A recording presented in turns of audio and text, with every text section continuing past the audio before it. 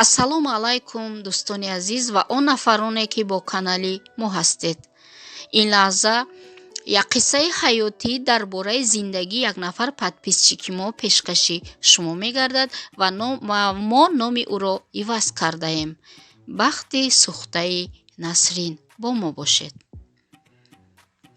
Насрин духтарчаашро оҳиста аз бистари хобаш хобу хоболуд бардошта ба оғӯшаш гирифту нугнуги по қадам монда аз ҳавлӣ баромад. Бояд зудтар аз ин хона бигрезам. Ба куҷо равам? Аз кӣ мадад пурсам? Агар ба хонаи бародар равам, янгам рӯи хуш намедиҳад. Бодо, дигар ҷой надорам. Имшабро дар хонаи бародар гузаронам. Фардо субҳ чипта харида бо духтарам гурехта ба Русия ба назди тағоям меравам. Бародараш ӯро дар ин нимашабӣ бо кӯдаки майда дида аниқ фаҳмид, ки нохушие рӯй додааст. Даро хоҳарам, тинҷӣ аст охир? Боз шавҳарат туро таги шатта гирифт чӣ? Не акаҷон, ин дафъа аз хона гурехтам. Ба хӯроки мунис 2 ҳаб димидрол андохтам. Хавотир нашавед. Ҳамин вақт янгаш аз хонаи хобаш баромада ӯро дида бо қавоқ гуфт: дар ин нимашабӣ чаро одамонро ба таҳлука меандозӣ? Янгаҷон, як шаб маро бо фарзандам роҳ диҳед? Майлаш, аммо фақат як шаб. Қавоқашро гирифта гуфт янгаш. Насрин то субҳ дар ҷогааш тоб хӯрда ашки сӯзон ба рухсораш ҳаёти 6-солаашро пеши рӯ меовард. 6 сол пештар Насрин озоду хушбахт буду дар мактаби деҳа баъди тамом кардани донишкадаи забонҳо муаллимаи забони русӣ шуда кор мекард. Беғаму хушнуд ба кор мерафту парвои шавҳаркунӣ надошт. рӯзе дугонааш гуфт, ки биё ба сайр ба шаҳр меравем. ӯ низ бо нияти аз бозори корвон харид кардан розӣ шуд, ки ҳамроҳ ба шаҳр бароянд. Дар бозор ҳангоми рӯймолхарид ҷавони зебои қадбаланди симояш ба духтарони нозпарвард монанд ба наздашон омада гуфт, ки духтарони зебо шинос намешавем. Насрин гашта ба чашмони бодомии ҷавон нигоҳ карду сарашро хам намуд. дугонааш шӯхикунон гуфт, ки чаро не? ҳамин тавр онҳо шинос шуданд. ҷавон худро бо номи Мунис муаррифӣ карда гуфт, ки дар ширкати мобилӣ оператор шуда кор мекунад. рақами телефони Насринро гирифта гуфт, ки ҳатман занг мезанад. шабона телефони мобилии Насрин занг заду ӯ зуд гӯширо бардошт. алло, ман Насрин, шумо хубед? чӣ вохӯрии навбатӣ шояд ин ҳафта? акнун ҳар шаб бо телефон онҳо то субҳи содиқ суҳбат мекарданд. аввалҳо суҳбаташон ошиқона набуд, вале баъдтар Мунис иқрор шуд, ки ошиқи шайдои Насрин шудаасту хоҳиши издивоҷ кардан дорад. он вақт Насрин гумон карда буд, ки Мунис ҷавони шармгину боодоб асту барои ҳамин насанҷида ӯро ба занӣ гирифтанист. дере нагузашта ба хонаи онҳо аз ҷониби хонаводаи Мунис хостгор омад. модари Мунис зани хеле хушгапу меҳрубоне буд. гуфт, ки байни 3 духтар Мунис ягона писар аст. тӯи бодабдаба карда арӯсро ба шаҳр бурданд. Насрин он вақт худро хушбахтҳо эҳсос мекард. ҳатто шаби нахустини тӯй дарк накард, ки Мунис чӣ одати ғайриоддие дорад. Мунис шабона бо ҷураи наздикаш оғӯш кашида бусобусӣ карду гирён гуфт: хайр ҷураҷон, акнун ман марди зандор шудам.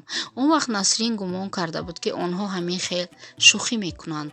аз байн 2 сол гузашту ӯ ҳомиладор шуд.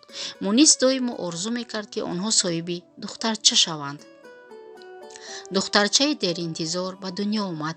номи ӯро бо ҳазор орзуи нек Сабрин гузоштанд. зиндагии Насрин ором буд, агар он манзараи даҳшатнокро намедид. дар 5 соли зиндагиаш Мунис нағмаҳои нав ба нав бароварда дигар ба ӯ нигоҳе намекард. шабҳо баъзе вақтҳо тамоман ба хона намеомад. модари Мунис дар танҳоӣ келинашро меҳрубонӣ карда мегуфт, ки тоқат кун духтарам Насрин. Насрин гумон мекард, ки Мунис бо ягон зани зеботар муносибати маҳрамона пайдо кардааст. аз рашку алам ҳамин ки субҳ Мунис ба хона бармегашт, ҷангу ҷанҷол мебардошт. Мунис борҳо ӯро таги шаттаву шалоқ гирифта дод мезад, ки кори ту ба куҷо рафтани ман набошад. ғайр аз Насрин тамоми ҳамсояҳо медонистанд ки Мунис ба чӣ коре машғул аст. бори Насрин пинҳонӣ телефони ӯро гирифта хабарҳои смс онро мутолиа кард. дар смсҳо омада буд ки асалаки ман ёдат кардам. ин суханони ба шавҳараш ирсолшуда аз номи кадом марде бо номи Коля буд. Насрин гумон кард ки шавҳараш ба хотири он ки ӯ нафаҳмад номи кадом маъшуқаашро бо номи мардона иваз кардааст. хост ки ба ин рақам занг зада асли воқеаро бифаҳмад, аммо аз ғазаби шавҳар тарсид. шабона аз шавҳар пурсид ки чаро вақтҳои охир ба ман ҳамчун зан нигоҳ намекунӣ? ба дилам задӣ, оҳ кашида гуфт Мунис ва пушташро чун одат гардонда хоб рафт. субҳи солиҳон либосҳояшро пӯшида атр заду аз хона баромад. Насрин гирьякунон аз хобаш хесту фикр кард ки аз паси беҷогардиҳои шавҳараш поида ӯро бо маъшуқааш дастгир мекунад. онҳо дар маркази шаҳр як сеҳуҷрагӣ доштанд. Насрин медонист ки онҷо шавҳараш касеро иҷора дода ҳар моҳ пул мегирад, аммо аз хуштоманаш фаҳмид ки ин иҷоранишин хона харида рафтааст ва айни замон шавҳараш бо пули калон иҷоранишин кофта гаштааст. аз дили Насрин гузашт ки шояд шабҳо шавҳараш ба ин хона маъшуқаашро оварда кайфу сафо карда мегардад. шабе ки шавҳараш ба хона наомад, ӯ баъди ба хоб рафтани хуштоманаш оҳиста аз хона баромаду таксиеро киро карда ба ҳамон хонаи сеҳуҷрагиашон раҳсипор гардид. аз он хона ӯ ҳам калид дошт. бо калиди худаш дарро кушоду ба хона даромад. рӯи мизи пурнозу неъмат шишаи шампон, шоколади қиматбаҳо нимкушода меистод. садои пур аз муҳаббату шаҳватангези мардона диққати ӯро ба худ кашиду ба хонаи хоби онҳо даромад. даруни бистар шавҳараш бо ҳамон ҷуръаи наздиктаринаш мисли зану мард ҳамбистарӣ доштанд. ба чашмонаш бовар накарда бори дигар ба сӯи онҳо назар карду дод гуфт. гирьякунон туфлиҳояш ба дасташ аз хона гурехта фаромад. бо ҳамон таксӣ гашта ба хонаи хуштоман омад. гирьяву фиғонаш ба осмон дакка мезад. хуштоманаш аз хоб бедор шуда омада пурсон шуд ки чӣ гап шуд. очаҷон, писаратон давоми гапро гуфта наметавонист. медонам духтарам, писарам ба қавли мардум ҳамҷинсбоз галубой аст. ман ин сирри писарамро пеш аз зангираш фаҳмида будам. оҳ очаҷон, пас чаро ӯро дидаву дониста зан додед? худаш зорӣ кард ки ӯро зан диҳем, шояд он одаташ гум шавад, аммо нашуд ки нашуд. ҳамагӣ 2 сол сабр карда тавонисту халос. доимо пеши ман мегирист ки бе ҳамон ҷуръааш мемирад. пас барои ҳамин рӯзи зангирӣ ҷуръааш ӯ гириста то 1 ҳафта мотам гирифта буд. издивоҷи Асламро ба хотир оварда гуфт Насрин: оре, хато накардӣ Келин. вақте ки ҷуръаи наздикаш Аслам онҳоро ба тӯи домодиаш хабар кард, Мунис безобита шуда чашмонаш пури об шуданд. Насрин ҳеҷ ба гӯшаи хаёл намеовард ки шавҳараш бо Аслам ошиқу маъшуқанд. зангирии Аслам ҳам мисли як нақшаи кино ба хотири падару модар будагист. зани Аслам 1 сол пештар худаш аз хона баромада рафта буд. пас аз ин бармеояд ки зани Аслам ҳам мисли ман аз ҳамҷинсбозии шавҳараш огаҳ шудааст. оҳ очаҷон, ман охир аз Мунис фарзанд дорам. духтарам зиқ нашав. ҳозир шавҳари хуб дар куҷо? ба хотири фарзандат дамат ба дарун зиндагӣ карда гаштан гир. оҳ очаҷон, бо мардӣ ба куҷо меравӣ? ӯ ҳаргиз хонаро ба номат намекунад. он хонаи сеҳуҷрагиро ба номи Аслам ҳамчун тӯҳфа гузаронидааст. аз ту ҳам ҷудо шуданӣ нест. мегӯяд ки туро ҳамчун дӯст эҳтиром мекунад. ман аз ӯ ҷудо мешавам.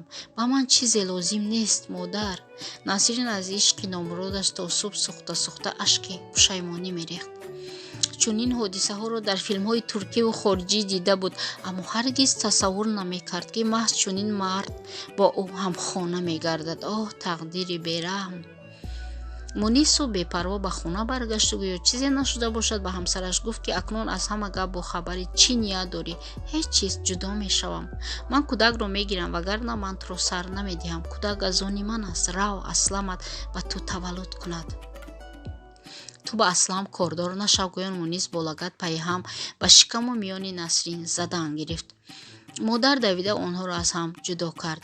Насрин дод зада мегуфт ки ман агар медонистам ки ту чунин марди ҳамҷинсбози ҳаргиз зани ту намешудам. Содаи ахмақ, ту гумон мекунӣ ки дар ин дунё ман танҳоям? Шумораи мо бар инҳо хеле зиёданд. Шумо занҳо фақат барои таваллуд лозимеду халос. Насрин дигар чизе нагуфту ба хонаи хобаш даромад. тамоми гӯшвораву ангуштаринҳои тиллояшро пинҳон карда интизор шуд ки кай шавҳараш ба назди маъшуқаш мераваду ӯ аз ин хона фирор мекунад. тағояш дар шаҳри Саратови Русия зиндагӣ мекунад. бо духтарчааш ба хонаи ӯ мераваду кор мекунад. аз марди дунё дилаш сард гаштааст. инак он ҷавонзани ҷабрдидаву танҳо дар муҳоҷират аст ва хоҳиш кард ки зиндагиномаи талхашро бо иваз кардани насабаш ба шумо бинандагони канал пешкаш намоям. боқӣ андешаҳои солими шумои азизро дар ин бора интизорам. муаллиф ман Шаълои Наҷмиддин. бо мо бошед. худованд нигаҳбони мову шумо бошад.